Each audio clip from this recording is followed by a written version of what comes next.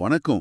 பிப்ரவரி 14, 2026க்கான முக்கிய நடப்பு நிகழ்வுகளை நம்ம கொஞ்சம் ஆழமா பார்க்கலாம் வாங்க. வணக்கம். இன்னைக்கு நாம பார்க்க போற எல்லா செய்திகள்லயும் ஒரு பொதுவான விஷயம் இருக்கு. ஆமா, அதுதான் ஸ்ட்ராட்டஜிக் ஆட்டானமி. அதாவது பாதுகாப்பு, பொருளாதாரம், டெக்னாலஜின்னு எல்லாத்துலயும் இந்தியா எப்படி தன்னோட தற்சார்பை அதிகப்படுத்த பாக்குதுன்னு நாம பார்க்க போறோம். கரெக்ட். முதல்ல பேங்கிங் மற்றும் ஃபினான்ஸ்ல ஆரம்பிக்கலாம். சரி, முதல் செய்தி பஞ்சாப் நேஷனல் பேங்க் பத்தி. அவங்க பிஎன்பி சோல்ஜராத்தான் 2026ன்னு ஒன்னு அறிவிச்சிருக்காங்க. ஆமா, இது அவங்களோட 132வது ஃபவுண்டேஷன் டே, அதாவது ஏப்ரல் 12, 2026 முன்னிட்டு நடக்க போற ஒரு ஹாஃப் மேரத்தான். இது 2வது எடிஷன். ஒரு பொதுத்துறை வங்கி எதுக்கு ராணுவ வீரர்கள் பேர்ல ஒரு மேரத்தான் நடத்தணும்? இதுல வெறும் ஃபிட்னஸை தாண்டி வேற ஏதாவது நோக்கம் இருக்கா? நிச்சயமா இருக்கு. இது ஒரு பிரமாதமான பிராண்டிங் உத்தி. Run with soldiers, run for soldiers அப்படிங்கிறது தான் இதோட தீம். ஓ, அப்ப தேசப்பற்று, ஒழுக்கம் மாதிரியான விஷயங்களோட தங்களை தொடர்பு படுத்துறாங்க. அதேதான். இத வாடிக்கையாளர்கள் மத்தியில ஒரு பாசிட்டிவ் இமேஜ உருவாக்கும். தேர்வு கண்ணோட்டத்துல பிஎன்பியோட ஸ்டாட்டிக் ஜிகே ரொம்ப முக்கியம். இது 1894ல தொடங்கப்பட்டது. Headquarters New Delhi. இப்போதைய MD and CEO Ashok Chandra. Tagline the name you can bank upon. Correct. அடுத்த செய்திக்கு போலாம். எக்ஸிம்பே அப்படிங்கிற ஒரு சிங்கப்பூரை தலைமையிடமாக கொண்ட நிறுவனத்துக்கு ஆர்பிஐ கிட்ட இருந்து ஒரு முக்கியமான அப்ரூவல் கிடைச்சிருக்கு. ஆமா, பேமெண்ட் அக்ரிகேட்டர் கிராஸ் பார்டர், சுருக்கமா PACB ஆத்தரைசேஷன். PACBனா என்னது? அது சாதாரண மக்களுக்கு புரியுற மாதிரி சொல்லணும்னா இதோட உண்மையான தாக்கம் என்ன? சரி, இதை இப்படி புரிஞ்சுக்கலாம். பொதுவா இந்தியால நீங்க ஒரு பேமெண்ட் சிஸ்டம் நடத்தணும்னா ஒரு உள்நாட்டு லைசென்ஸ் வாங்கணும். அது கொஞ்சம் சிக்கலான ப்ராசஸ். ஓகே. ஆனா இந்த PACB அப்ரூவல் கிடைச்ச எக்ஸிம்பேக்கு இன்டர்நேஷனல் ட்ரேடுக்கு மட்டும் ஒரு பிரத்யேக எக்ஸ்பிரஸ் லேன் கிடைச்ச மாதிரி. அப்போ ஒரு இந்திய கைவினைஞர் ஜப்பான்ல இருக்கிற ஒரு வாடிக்கையாளரிடமிருந்து UPI மூலமா பணம் பெற இது ரொம்ப சுலபமா இருக்கும். எக்ஸாக்ட்லி. இதுக்காக முழு உள்நாட்டு கட்டமைப்பும் தேவையில்லை. இது சிறு குறு தொழில்கள் உலகளாவிய சந்தைக்கு போறதுக்கு இருந்த ஒரு பெரிய தடைய நீக்குது. அவங்களோட இலக்குகள் எப்படி இருக்கு? அவங்க ஏற்கனவே ஆசியா காரிடார்ஸ்ல $500 மில்லியன் ப்ராசஸ் பண்ணிருக்காங்க. அடுத்த 24 மாசத்துல $1 பில்லியன் ஆனுவலைஸ்ட் UPI பேமெண்ட்ஸ் தான் அவங்களோட இலக்கு. அருமை. அடுத்தது ஃபைனான்ஷியல் இன்க்ளூஷன் 2.0. எல்லாருக்கும் வங்கி சேவைகள் கொண்டு போறத பத்தி நாம பல வருஷமா பேசிட்டு இருக்கோம். இந்த 2.0 வெர்ஷன்ல என்ன புதுசா இருக்கு? இதுல இலக்கு ரொம்ப பெருசு.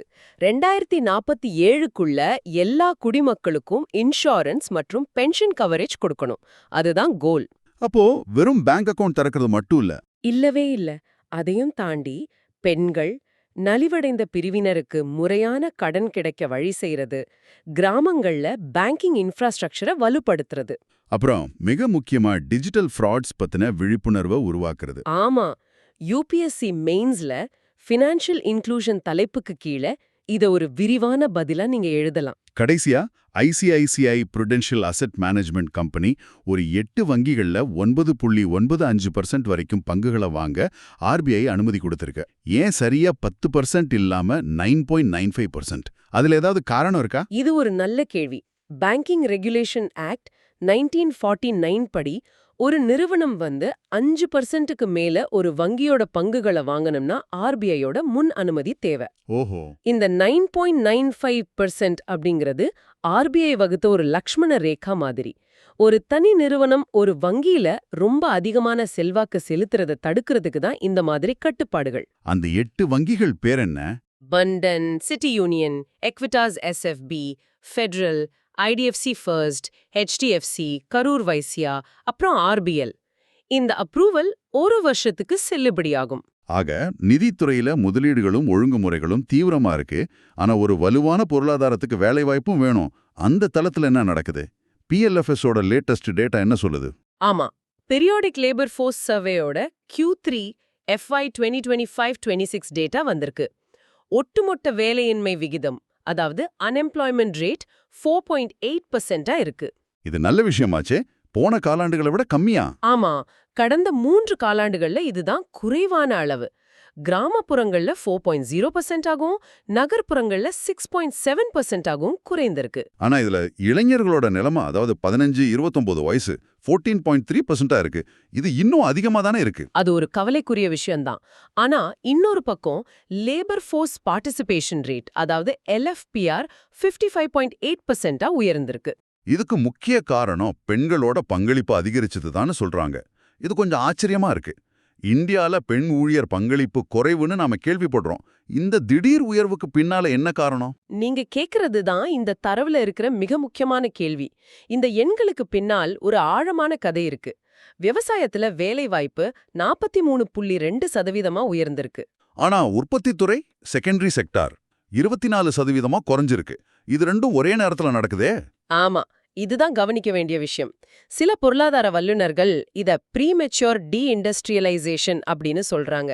அதாவது ஒரு நாடு முழுமையா தொழில்மயமாவதற்கு முன்பே மக்கள் மீண்டும் விவசாயம் மாதிரி குறைந்த உற்பத்தி திறன் கொண்ட வேலைகளுக்கு திரும்புறது. அப்போ வேலையின்மை விகிதம் குறைஞ்சாலும் வேலைகளோட தரம் பத்தி ஒரு கேள்வி எழும்புது. கரெக்ட். இத நீங்க தேர்வுல ஒரு கிரிட்டிக்கல் அனாலிசிஸ் பாயிண்டா பயன்படுத்தலாம். இது ஒரு முக்கியமான பார்வை. சரி, மாநில செய்திகளுக்கு போலாம். குஜராத் அரசு இலான் மஸ்கோட ஸ்டார்லிங் நிறுவனத்து கூட ஒரு ஒப்பந்தம் போட்டிருக்கு. ஆமா, ஒரு லெட்டர் ஆஃப் இன்டென்ட் LOI கையெழுத்திட்டு இருக்காங்க. இது வெறும் இன்டர்நெட் இணைப்பு சம்பந்தப்பட்ட விஷயம் இல்ல. அப்போ வேற என்ன? இது ஒரு பெரிய சமூக மாற்றத்துக்கான விதை. இதோட நோக்கம் குஜராத்தோட மிகவும் பின்தங்கிய பழங்குடியினர் வாழும் பகுதிகள்ல சேட்டலைட் இன்டர்நெட் வழங்குவது. யோசிச்சு பார்த்தா நல்லா இருக்கு. தஹோத் மாவட்டத்துல ஒரு பழங்குடி கிராமத்துல இருக்கிற ஒரு மாணவிக்கு கூட நல்ல ஆன்லைன் கல்வி கிடைக்கும். நிச்சயமா, இது உள்கட்டமைப்பு மற்றும் வாய்ப்புகள்ல இருக்கிற ஒரு பெரிய இடைவெளியை நிரப்புது. பைலட்டா நர்மதா மற்றும் தாஹோத் மாவட்டங்கள்ல இத செயல்படுத்துறாங்க. அடுத்தது லக்பதி பீட்டியா யோஜனா. இது மாதிரி பெண் குழந்தைகளுக்கான திட்டங்கள் நிறைய இருக்கு. இதுல என்ன வித்தியாசம்? நியாயமான கேள்வி. இந்த திட்டத்தோட அடிப்படை நோக்கம் பொதுசில்ல. ஆனா அதோட கட்டமைப்பு தான் முக்கியம். இதுல பிறப்பு முதல் பட்டப்படிப்பு வரை பல கட்டங்களா 56,000 ரூபாய் தவணை முறையில கொடுப்பாங்க. ஓகே. பட்டப்படிப்பு முடிஞ்சதும் 1 லட்சத்துக்கும் அதிகமா கிடைக்கும். இது ஒரு விதமான பாசிட்டிவ் கோல்டன் ஹேண்ட்கப்ஸ் மாதிரி. அதாவது ஒவ்வொரு கட்டத்திலையும் பண உதவி இருக்கிறதுனால குடும்பத்தினர் அந்த பெண் குழந்தைய கல்வி முறையில தொடர்ந்து வச்சிருக்க ஊக்குவிக்கப்படுறாங்க. அதேதான். டிராப் அவுட் ஆகிறத தடுக்கிற மாதிரி இது வடிவமைக்கப்பட்டிருக்கு. இது ஒரு நல்ல வடிவமைப்பு. கடைசியா ஒடிசால புவனேஸ்வர்ல பிளாக் ஸ்வான் சம்மிட் இந்தியா 2026 நடக்குது. புவனேஸ்வர்ல ஒரு ஃபின்டெக் மாநாடா? ஆமா, இது கிழக்கிந்தியாவின் வளர்ச்சியை காட்டுது. Fintech, cross border payments, responsible AI மாதிரி தலைப்புகள்ல இந்த மாநாடு கவனம் செலுத்துது. பொதுவா பெங்களூரு, மும்பைல தான் இது மாதிரி நடக்கும். ஆமா, இப்ப புவனேஸ்வர்ல நடக்கிறது அந்த நகரம் இந்தியாவின் அடுத்த ஃபின்டெக் ஹப்பா மாறுறதுக்கான திறனை காட்டுது. இது ஒரு நல்ல அறிகுறி. சரி, இப்போ உள்கட்டமைப்பு மற்றும் வளர்ச்சி திட்டங்களை பார்க்கலாம். கேபினெட் சில முக்கிய ரயில்வே திட்டங்களுக்கு ஒப்புதல் அளித்துள்ளது.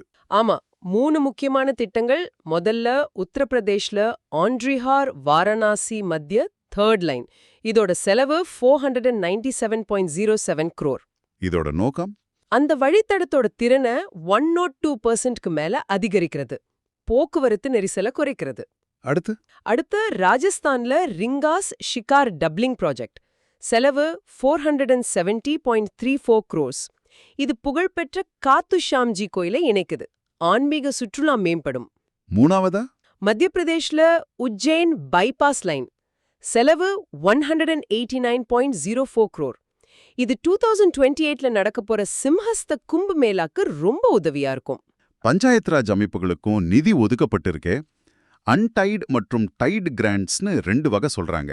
அதுல என்ன வித்தியாசம்? லேவருக்கு பாக்கெட் மணி மாதிரி உங்க கிராமத்துக்கு என்ன தேவையோ அதுக்கு இதை செலவு பண்ணுங்க அப்படின்னு சொல்ற மாதிரி. அவங்களுக்கு சுதந்திரம் கொடுக்குது. ஆமா, ஆனா டைட் கிராண்ட் அப்படி இல்ல. இந்த பணத்தை நீங்க கழிப்பறை கட்டவோ இல்ல மழைநீர் சேகரிப்புக்கு மட்டும்தான் பயன்படுத்தணும் அப்படின்னு சொல்ற மாதிரி. இது மத்திய அரசோட கொள்கை முன்னுரிமைகளை காட்டுது. ரெண்டுக்கும் நடுவுல ஒரு பேலன்ஸ் வேணும். கரெக்ட். ரொம்ப தெளிவா இருந்துச்சு. சரி, இப்போ சயின்ஸ் அண்ட் டெக்குக்கு வரும். இந்த வாரம் இங்க ஒரு பெரிய தீம் இருக்கிற மாதிரி தெரியுது. அரசாங்கம் ரிசர்ச் அண்ட் டெவலப்மெண்ட்டை தனியாருக்கு திறந்து விடுவது. ஆமா, இதுல மிக முக்கியமானது ARNRDI ஃபண்ட். 1 லட்சம் கோடி நிதி. 1 லட்சம் கோடியா? இது வரைக்கும் ஸ்பேஸ், நியூக்ளியர் ரிசர்ச் எல்லாம் அரசாங்கத்தோட கோட்டையா இருந்துச்சு. இப்போ ஏன் இந்த திடீர் மாற்றம்? காரணம் ரொம்ப சிம்பிள். வேகம் மற்றும் புதுமை, ஸ்பீட் அண்ட் இன்னோவேஷன். பிரைவேட் செக்டார்ல இருக்கிற அஜிலிட்டி, ரிஸ்க் எடுக்கிற திறன், இதையெல்லாம் பயன்படுத்திக்கிட்டாதான் நாம உலக அரங்குல போட்டி போட முடியும். இதுல கிராண்ட்ஸ் கிடையாதுன்னு சொல்றாங்க, லோன்ஸ் அல்லது ஈக்விட்டி தான். ஆமா, அதுதான் முக்கியமான விஷயம். சும்மா பணத்தை கொடுக்காம வணிக ரீதியா வெற்றி பெறக்கூடிய தொழில்நுட்பங்கள்ல முதலீடு செய்றாங்க. இது ஒரு இன்வெஸ்டர் ஸ்டேட்டாக அரசு மாறும் ஒரு அடிப்படை மாற்றத்தை காட்டுது. இதே மாதிரி வேற திட்டங்களும் அறிவிக்கப்பட்டிருக்கு. ஆமாம், BIRAC RDI ஃபண்டும் இதே நோக்கத்துல தான் தொடங்கப்பட்டிருக்கு. ஆனா இதோட கவனம் பயோஃபார்மா, பயோ எனர்ஜி மற்றும் ப்ளூ எக்கானமி மேல இருக்கு. ஓகே. இது TRL4 முதல் TRL9 வரைக்கும் சப்போர்ட் பண்ணும். இது இந்தியாவின் பயோ எக்கானமி இலக்குகளான 2030க்குள்ள $300 பில்லியன் மற்றும் 2047க்குள்ள $1 ட்ரில்லியன் அடைய உதவும். இதுல பாஷினி பத்தி ஒரு செய்தி இருக்கு. ஆமா, பாஷினிய யோட்டா சாவரெயின் கிளவுட்க்கு மாத்தி இருக்கிறது ரொம்ப முக்கியம்.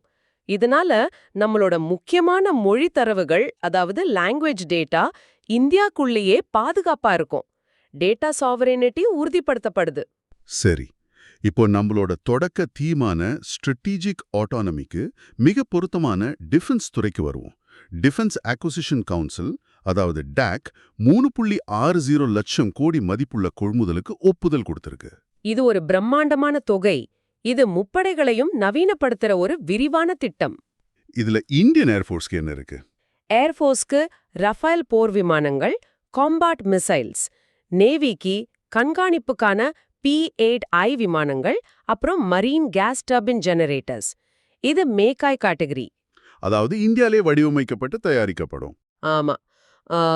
இந்தியன் ஆர்மிக்கு விபேவா ஆன்டி டேங்க் மைன்ஸ் மற்றும் T-72 டேங்க்ஸை மேம்படுத்துறது, கோஸ்ட் கார்டுக்கு டார்னியர் விமானங்களுக்கான கண்காணிப்பு கருவிகள், இது எல்லாமே நம்மளோட தற்சார்பை அதிகரிக்கும்.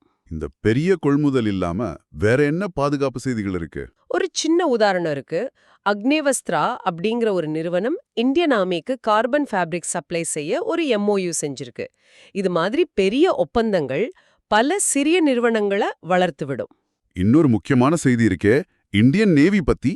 ஆமா, இந்தியன் நேவி பஹ்ரைன்ல இருக்கிற கம்பைன்ட் மெரிடைம் ஃபோர்சஸ் தலைமையகத்துல CTF-154ஓட கமாண்ட எடுத்துக்கிட்டாங்க. இது கடல்சார் பாதுகாப்புல இந்தியா ஒரு பெரிய பங்கை ஏத்துக்கிறத காட்டுது. சர்வதேச ஒப்பந்தங்கள்ல என்ன முக்கியமா இருக்கு? India UK social security agreement, இது ரொம்ப முக்கியமான ஒரு நடவடிக்கை. இதனால 36 மாதங்கள் வரை UKல வேலை செய்யற இந்தியர்கள் அங்க சோஷியல் செக்யூரிட்டி கான்ட்ரிபியூஷன்ஸ் கட்ட வேண்டியதில்ல. அப்போ டபுள் பேமெண்ட் தமிழ்க்கப்படும். ஆமா, இதனால IT மற்றும் ஃபினான்ஸ் துறைகள்ல இருக்கிற சுமார் 75,000 ப்ரொஃபஷனல்ஸ் பயனடைவாங்க. கடைசியா இந்தியா போஸ்ட் மற்றும் நேஷனல் ஸ்டாக் எக்ஸ்சேஞ்ச், அதாவது NSE, ஒரு ஒப்பந்தம் போட்டிருக்காங்க.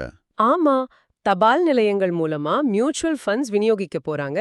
This is a game changer for financial inclusion. எப்படி?